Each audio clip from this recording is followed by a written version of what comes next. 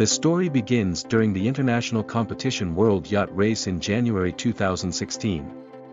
One of the participants of the race, Captain Olivier Cardin, noticed a partially sunken vessel on the way of his yacht. Getting closer, the man decided to find out if there were any survivors on board. Having moved to the deck of a strange ship, he first shouted, "Is anyone alive?" after which he waited for some more time. There was a prolonged silence in response, so Cardin looked inside the cabin. His crew members then heard. Captain contacted the U.S. Coast Guard, where he was recommended to continue the race. Olivier Cardin did so. In addition to the video, he took several pictures of the partially sunken ship and the decoration of the half-submerged cabin. However, the Coast Guard officers did not reach the place indicated by the participant of the World Yacht Race. The yacht continued to drift. And about a month later, 23-year-old Filipino Christopher Rivas was going to quietly go fishing with a friend on a boat near the coast.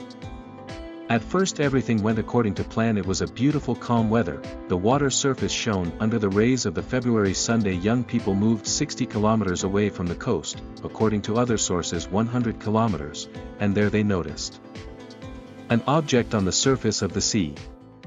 When they got closer, it turned out that it was a 12-meter yacht painted white, partially sunk, with a broken mast and no signs of life on board. It was called Sayo. As it turned out later, the one that Olivier Cardin had stumbled upon earlier. The guys stepped on board, carefully made their way inside. In the cabin, part of which was filled with water, they saw a strange picture. At the table, next to the radio station, the mummy of a man sat bent over. It seemed that she had been here for a really long time. The withered body began to crumble, covering the tabletop with gray dust. Or maybe it was clothes. This time the representatives of the authorities found the strength to pay attention to the yacht. Soon, thanks to the documents found here, it turned out that the mummy at the table was the German navigator Manfred Fritz Bayerat. But even before the investigation began, the local press picked up the story. Someone said that Bayerat was last seen alive in 2009, that is, he was allegedly in the boat for at least 7 years. This should explain the condition of his body. When the name of the deceased, in 2016 he was 59, became known, the story began to acquire details, but sometimes they were presented in such a way as to catch up with mystery and mysticism. For example, the lines from Bayerat's letter are often quoted. For 30 years we walked the path of life side by side, but the power of demons was stronger than the will to live. You're gone. May your soul find peace. You're Manfred. There were indirect hints in the press that this was an excerpt from a letter written by the deceased shortly before his death. But in fact, the words were born shortly after the death of Manfred's wife in 2010 from cancer, 2 years after their divorce.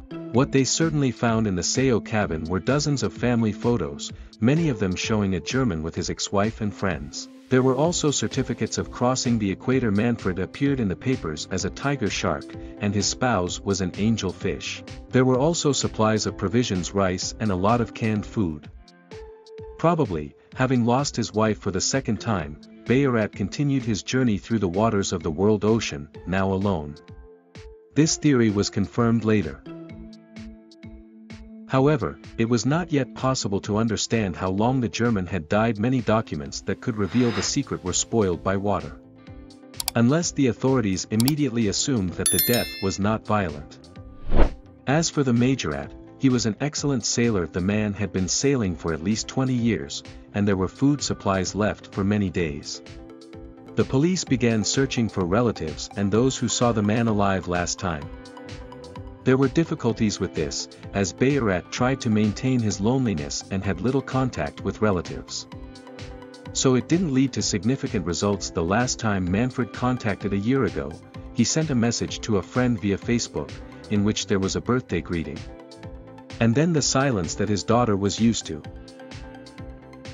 The reason for the hermit was then called Bayerat's reaction to the collapse of the family.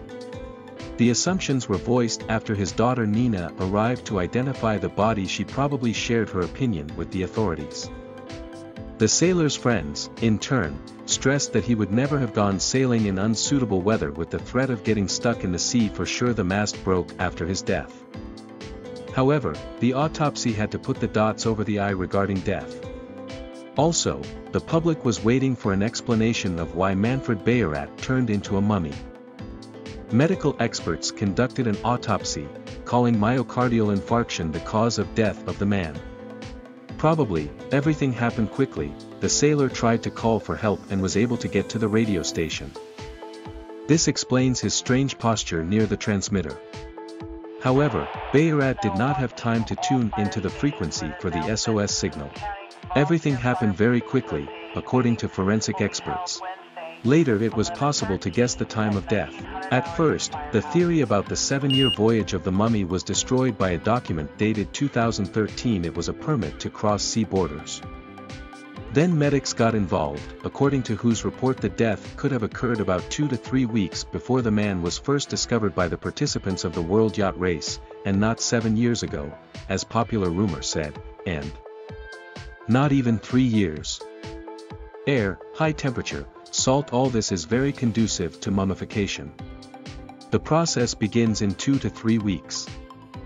At first, fingers, limbs, all this dries quickly. After a month or 2 you are completely ready, explained Professor of Forensic Medicine Peter Venices from the London School of Medicine and Dentistry. His colleagues add that the constant movement of air, as well as the absence of insects, a certain level of humidity helps mummification. The speed of the process depends on the physique. The thinner a person is, the faster everything happens. The moisture is removed from the corpse faster. If the external conditions under which the mummification occurred remain unchanged, the body can be preserved for a long time. Apparently, this is what happened in the case of Bayerat. If desired, doctors could restore the mummy's face and fingerprints. There are techniques involving the use of caustic soda, which softens tissues. But, probably, the documents and circumstances were enough to determine the identity of the deceased. The mystery remains where the sailor came from and where his path lay. His journey came to an end in the sea, to which Manfred fled from the cold winter of his native Germany, and here he sought solace from a series of losses. But I ended up with a broken heart.